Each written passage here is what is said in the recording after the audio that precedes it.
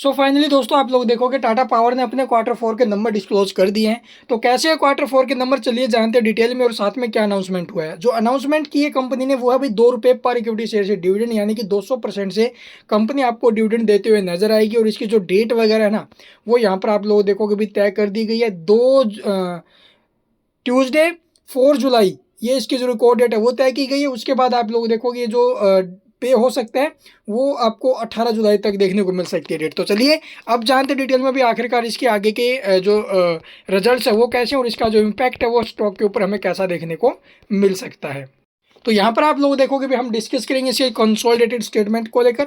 All figure in rupees crore में दे रखी है और यहाँ पर आपको क्वार्टर एंडेड और ये आपको जो भी 12 मंथ एंडेड रिजल्ट्स देखने को मिलेंगे।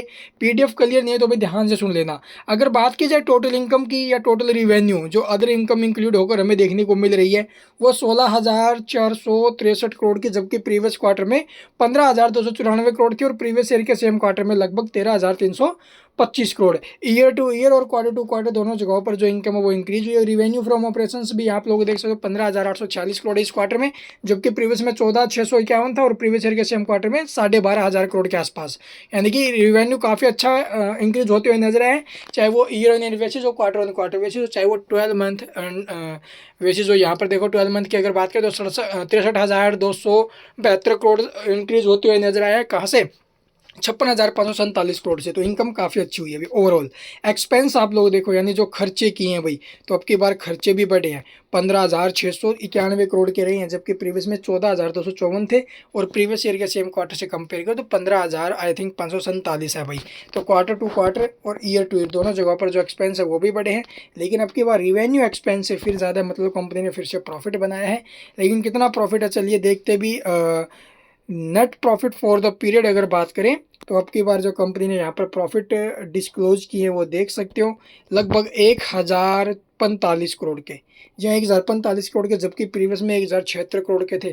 तो क्वार्टर टू क्वार्टर प्रॉफिट्स में डिक्लाइन है। और 12 ईयर ऑन ईयर बेसिस पर बात करें तो वहाँ पर 938 से इंक्रीज होकर 1,045। ईयर टू ईयर प्रॉफिट्स में जंप है, लेकिन क्वार्टर ऑन क्वार्टर बेसिस पर प्रॉफिट्स में डिक्लाइन है भाई। ठीक, उसके बाद आप लोग देखोगे भी 12 मंथ एंडेड की अगर बात करें तो 3,809 करोड़ से जो प्रॉफिट इंक्रीज होकर 4,280 करोड़ पर पहुंचा है। तो लगभग रिजल्ट्स ठीक ही है अभी। अर्निंग पर शेयर आप लोग देखोगे अब की बार ₹2.08, प्रीवियस में ₹2.57 था और प्रीवियस ईयर के सेम क्वार्टर में ₹1.51। रिवेन्यू सेगमेंट्स वगैरह है या फिर टोटल एसेट्स है वो यहाँ पर आप लोग देखोगे। टोटल एसेट्स तो भी इसकी इंक्रीज हुई है पीछे के मुकाबले, यहाँ पर देख सकते हो पीछे के मुकाबले तो इंक्रीज ही होते हुए नजर आई है टोटल एसेट्स। ठीक है, और इसके अलावा आप लोग देखो बोरोइंग वगैरह यानी कंपनी के ऊपर जो कर्ज है शॉर्ट टर्म और लॉन्ग टर्म में वहाँ पर कमी आई है या फिर नहीं? नहीं भाई, बढ़ते हुए 30,708 करोड़ से इंक्रीज होकर 37,392 करोड़।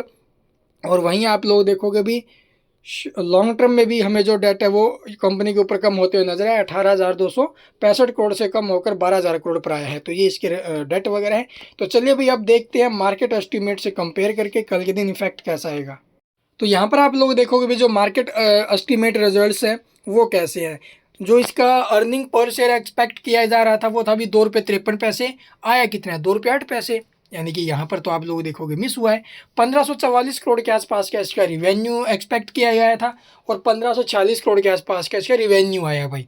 ठीक है, तो रिवेन्यू आप लोग देखोगे 1,546 करोड़ के आसपास आया, तो रिवेन्यू के मामले में बीट हुआ है, लेकिन ईपीएस के मामले में आप लोग देखोगे पिछड़ गया है। तो इसके ऊपर आई थिंक नेगेटिव असर आ सकता है और बाकी देखेंगे भी कल के दिन। And thank you for watching the video.